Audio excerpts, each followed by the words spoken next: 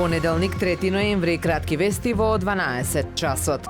Доделено уверението за нов мандат на градоначалникот на Охрид Кирил Пецаков. Староновиот градски татко рече дека следува инвестиционен период и верува дека ќе заврши успешно со нови 10 капитални проекти, како и завршување на 4 од ветените во првиот мандат. Многу работи за кои охриѓани разговарале и ги побарувале изминатите над 30 години ќе се остварат и ќе се завршат. Пецаков потенцира дека Охрид не само што ќе изгледа поинаку, туку ќе има и многу подобри услови за живот на сите кои се тука, но и на туристите кои го посетуваат. Охриѓанецот Љупчо Паунковски викендов во Битола ја прими наградата за својот најнов филм Охридските пливачки легенди Атина Бојаджи на 33-тиот фестивал на краток документарен филм Манаки камера 300. Најновото остварување на Паунковски во конкуренција од 28 пристигнати филмови освои плакета за репортажа со што ја продолжи низата награди годиниве наназад. Паунковски е влюбеник во фотографијата, но преку својата камера остава и видео сведоштва за Охрид, родната Малесија и за луѓе од градот кои оставиле свој печат. Стружанецот Ердал Лушо неодамна успеа да ги изедри неопходните 400 наутички милји без престан и се квалификува за место помеѓу ретките луѓе во светот кои ќе бидат дел од легендарната трка